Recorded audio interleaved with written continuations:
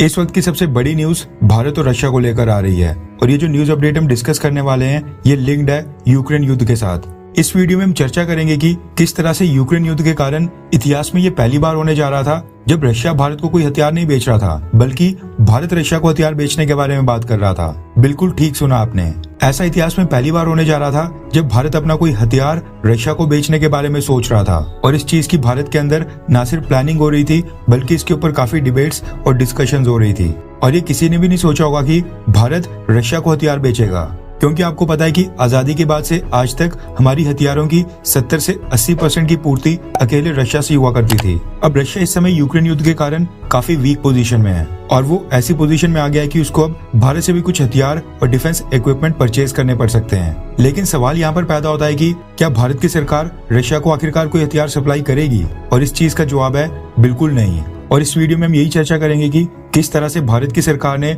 Russia को किसी भी तरह की मिसाइल या और कोई डिफेंस इक्विपमेंट देने से साफ तौर पर इनकार कर दिया है। और ये साफ कह दिया है कि रशिया या फिर रशिया की सरकार भारत से ऐसा कोई भी वेपन नहीं लेगी जो कि यूक्रेन में वहां के सिविलियंस के ऊपर यूज किया जाएगा। रशिया इस समय काफी नाजुक स्थिति में है क्योंकि यूक्रेन युद्ध को 18 महीने से ज्यादा का समय होने वाला है और अभी तक रशिया को यूक्रेन का बड़ा हिस्सा अपने कब्जे में लेने में सफलता नहीं मिल पाई है। लेकिन अगर लॉसेस की बात करें तो रशिया को काफी लॉस हो चुका है। अब जब भी कोई देश युद्ध लड़ता है तो उस समय उसका काफी पैसा खर्च होता है, उसके काफी रिसोर्सेज उस युद्ध के ऊपर लगते हैं और रशिया के साथ भी आज की डेट में यही हो रहा है। रशिया ने कई बिलियन और ट्रिलियन डॉलर्स इस युद्ध में झोंक दिए हैं, लेकिन सामने से यूक्रेन अभी भी कंफर्टेबल पोजीशन के ऊपर है। पिछले कल अमेरिका ने एक बार फिर से यूक्रेन के लिए 1.3 बिलियन डॉलर्स की एड दोबारा से अनाउंस की है और पिछले अगर एक हफ्ते की बात करें तो अब तक यूक्रेन को अमेरिका की तरफ से 2.3 बिलियन डॉलर्स की घोषणा इसी हफ्ते हो चुकी है। और अगर पिछले साल जब ये युद्ध स्टार्ट हुआ था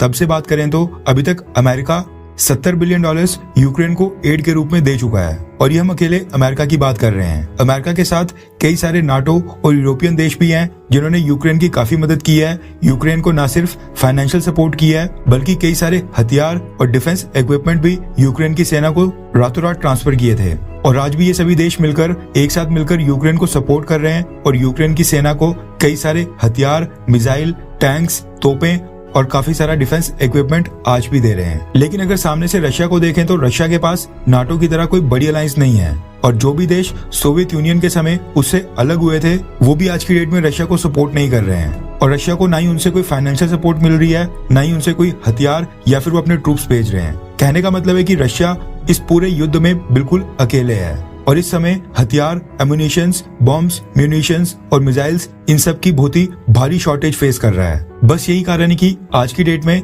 जितने भी देशों ने रशिया को हथियारों के ऑर्डर्स प्लेस किए थे उन सब की डिलीवरी में रशिया काफी देरी कर रहा है, क्योंकि उन सब हथियारों को रशिया फिलहाल अपने लिए यूज कर रहा है और पहली प्रेफरेंस यूक्रेन युद्ध को ही दे रहा है। अब ऐसे में क्या हुआ कि रिसेंटली मीडिया में खबर आई कि भारत रशिया को अपनी ब्रह्मोस सुपरसोनिक क्रूज मिसाइल दे सकता है, यानी एक तरह से बेच सकता है। अब क्योंकि ये जो ब्रह्मोस सुपरसोनिक क्रूज मिसाइल है ये एक तरह का भारत और रशिया के बीच जो जॉइंट वेंचर स्टार्ट हुआ था जिसका नाम ब्रह्मोस एरोस्पेस रखा था उसी ने बनाई थी। इसलिए कहा जा रहा था कि भारतीय सरकार को रशिया को ये मिसाइल सप्लाई करने या फिर बेचने में कोई भी दिक्कत नहीं होगी। अब ब्रह्मोस का नाम भारत और रशिया के अंदर जो दो बहुत ही प्रमुख रिवर्स यानी दो प्रमुख नदियां हैं, एक ब्रह्मपुत्र और जो रशिया के अंदर है मॉस्कवा, इन दोनों के ऊपर रखा गया था। और ये मिसाइल स्टार्टिंग से लेकर अभी तक भारत की मीडिया में काफी डिस्कस की जाती है और भारत के बेड़े में एक बहुत ही लीथल वेपन माना जाता है जिससे न सिर्फ पाकिस्तान बल्कि चाइना भी डरता है। इसलिए जब ये खबर आई कि भारत रशिया को ब्रह्मोस सुपरसोनिक क्रूज मिसाइल बेच सकता है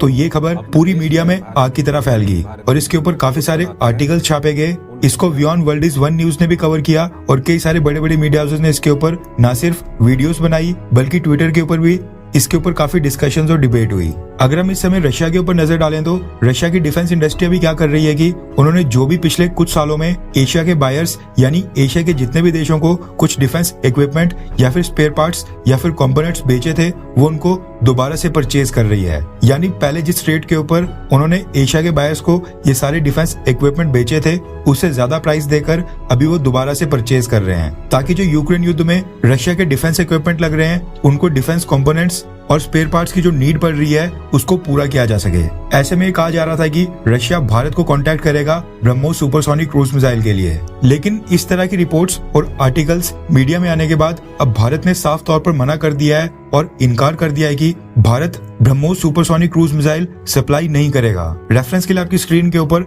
इंडियन डिफेंस रिसर्च ऑर्गेनाइजेशन के आर्टिकल का स्क्रीनशॉट है। दरअसल जो ब्रह्मोस एरोस्पेस है, यानी कि जो भारत और रशिया के बीच में ब्रह्मोस को लेकर एक जॉइंट वेंचर बनाया गया था, उसके चीफ एग्जीक्यूटिव ऑफिसर और मैनेजिंग डायरेक्टर यानी कि सीईओ और एमडी मिस्टर अतुल राणे ने एक स्टेटमेंट दी है, जिसमें उन्होंने कहा है कि ऐसा सच है कि वो रशिया को ब्रह्मोस के लिए एक पोटेंशियल मार्केट की तरह कंसीडर कर रहे थे, यानी कि वो इस बारे में सोच रहे थे कि रशिया को ब्रह्मोस मिसाइल बेची जाए। लेकिन इस समय ब्रह्मोस एरोस्पेस रशिया को किसी भी तरह की मिसाइल बिल्कुल नहीं बेचेगा जब तक ये सिचुएशन, रशिया की जो यूक्रेन वॉर वाली सिचुएशन है, ये स्टेबलाइज नहीं हो जाती है। उस समय तक ब्रह्मोस एरोस्पेस अपनी कोई भी मिसाइल रशिया को नहीं बेचेगा, यानी जब तक ये यूक्रेन वॉर चल रहा है तब तक ब्रह्मोस एरोस्पेस की तरफ से रशिया को कोई भी मिसाइल नहीं दी जाएगी। इसके साथ ही अतुल राणे ने यह भी कहा कि अगर रशिया ने भारत से ब्रह्मोस मिसाइल पहले ही परचेज कर ली होती तो आज की डेट में जितनी भी रशियन फोर्सेस यूक्रेन के साथ युद्ध लड़ रही हैं, उनको इस युद्ध में बहुत ही बड़ा एडवांटेज होता, क्योंकि इस समय ब्रह्मोस का जो एयर लॉन्च्ड वर्जन है,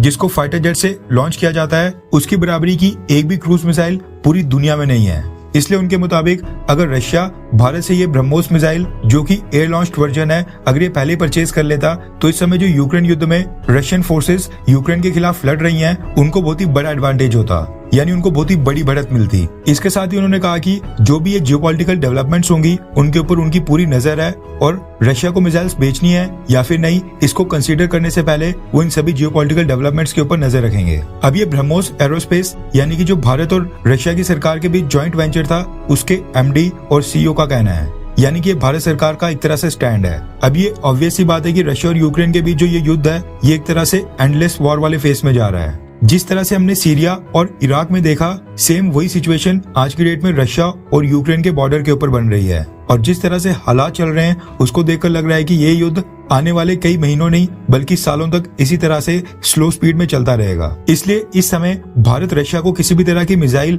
या फिर कोई हथियार बेचकर अपने पैर के ऊपर खुद ही कुल्हाड़ी बिल्कुल नहीं मारेगा, क्योंकि इस समय जो भारत की अर्थव्यवस्था है, जो हमारे एक्सपोर्ट्स हैं और जो हमारी ट्रेड है, इनको ये जो जितने भी वेस्टर्न कंट्रीज हैं, यूरोपियन कंट्रीज हैं, इनकी सख्त जरूरत है। ऐसे में भारत सरकार इन सब के खिलाफ जाकर रशिया को हथियार कभी सप्लाई नहीं करेगी। अब हम लोग इमोशंस में आ सकते हैं कि रशिया ने 1971 के समय हमारी मदद की थी, इसलिए भारत को ही मदद करनी चाहिए, लेकिन भारत की सरकार को बिना इमोशंस के वही कदम उठाने पड़ते हैं जो भारत के हित में हो। लेकिन यहाँ पर आपका ओपिनियन काफी मैटर करता है। आपको क्या लगता है कि क्या भारत को रशिया को ब्रह्मोस सुपरसोनिक क्रूज मिसाइल देनी चाहिए, हाँ या फिर नहीं? नीचे कमेंट करके जरूर बताएं।